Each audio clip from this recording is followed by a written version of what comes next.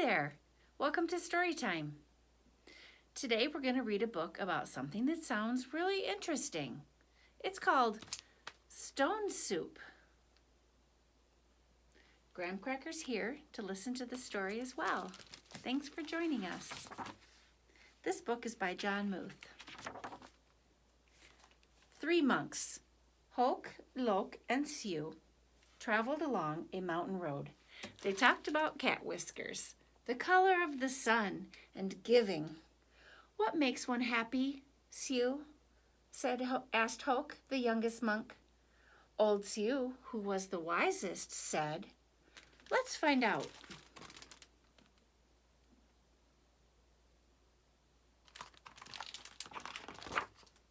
The sound of a bell brought their gaze to the rooftops of a village below. They could not see from so high above that the village had been through many hard times. Famine, floods, and war had made the villagers weary and untrusting of strangers.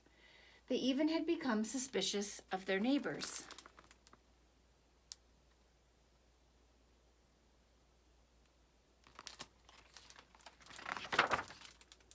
The villagers worked hard, but only for themselves. There was a farmer, a tea merchant, a scholar, a seamstress, a doctor, a carpenter, and many others, but they had little to do with one another.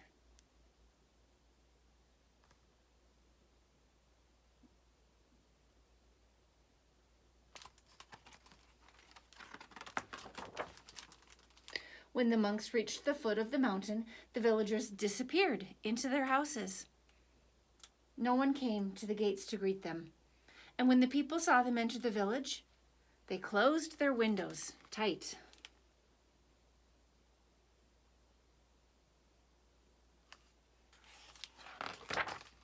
The monks knocked on the door of the first house. There was no answer. Then the house went dark. They knocked on a second door, and the same thing happened. It happened again and again, from one house to the next. "These people do not know happiness," they all agreed.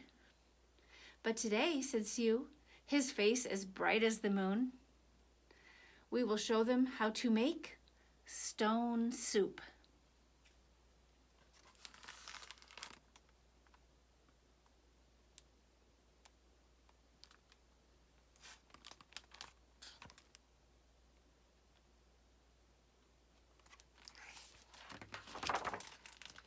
They gathered twigs and branches and made a fire. They placed a small tin pot on top and filled it with water from the village well. A brave little girl who had been watching came to them. "What are you doing?" she asked.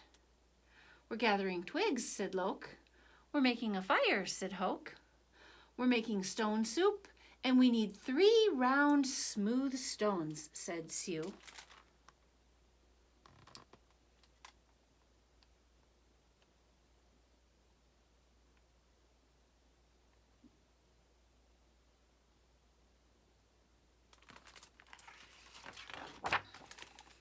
The little girl helped the monks look around the courtyard until they found just the right ones. Then they put them in the water to cook. "These stones will make excellent soup," said Sue. "But this very small pot won't make much, I'm afraid." "My mother has a bigger pot," said the girl.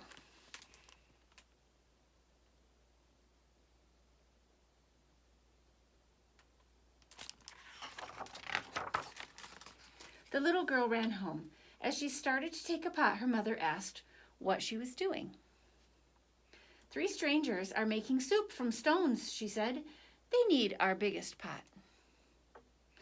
Said the girl's mother. "Stones are easy to come by. I'd like to learn how to do that."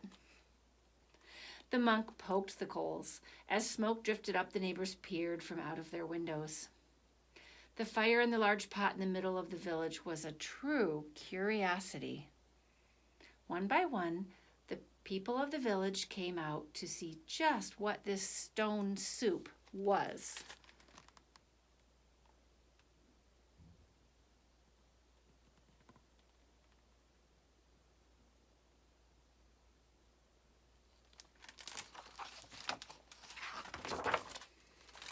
Of course, old-style stone soup should be seasoned with salt and pepper, said Hoke. That is true, said Loke as he stirred the giant pot filled with water and stones. But we have none. I have some salt and pepper, said the scholar, his eyes big with curiosity. He disappeared and came back with salt and pepper, and even a few other spices. Sue took a taste. The last time we had stone soups of this size and color, carrots made the broth very sweet. Carrots? Said a woman from the back.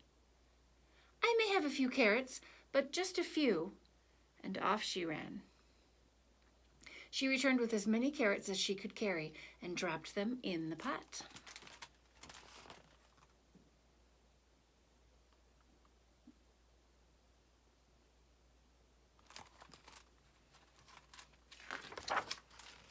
Do you think it would be better with onions? Asked Hoke. Oh, yes, maybe an onion would taste good, said a farmer, and he hurried off. He returned in a moment with 5 big onions, and he dropped them into the bubbling soup. Now that's a fine soup, he said. The villagers all nodded their heads, as the smell was very agreeable. But if only we had some mushrooms, said Sue, rubbing his chin. Several villagers licked their lips. A few dashed away and returned with fresh mushrooms, noodles, pea pods, and cabbages.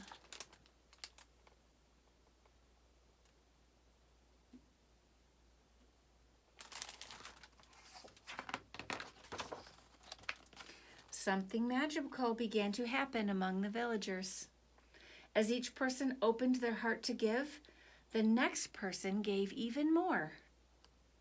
And as this happened, the soup grew richer and smelled more delicious. I imagine the emperor would suggest we add dumplings, said one villager. And bean curd, said another. What about cloudier and mung beans and yams, cried some others. And taro root and winter melon and baby corn, cried other villagers. Garlic, ginger root, soy sauce, lily buds. I have some, people cried out. And off they ran, returning with all they could carry. The monks stirred and the pot bubbled. How good it smelled! How good it would taste! How giving the villagers had become!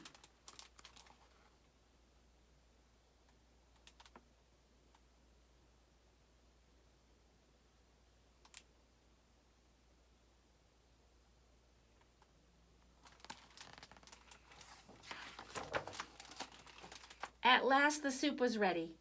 The villagers gathered around. They brought rice and steamed buns. They brought lychee nuts and sweet cakes. They brought tea to drink, and they lit lanterns. Everyone sat down to eat. They had not been together for a feast like this in as long as anyone could remember.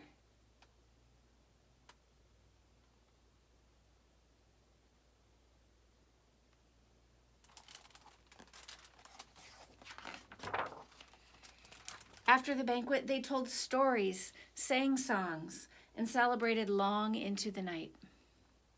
Then they unlocked their doors and took the monks into their homes and gave them very comfortable places to sleep.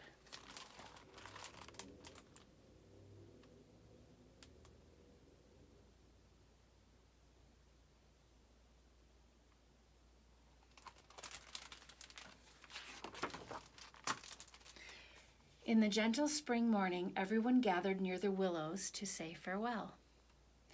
Thank you for having us as your guests, said the monks. You have been most generous. Thank you, said the villagers. With the gifts you have given, we will always have plenty. You have shown us that sharing makes us all richer. And to think, said the monks, to be happy is as simple as making stone soup.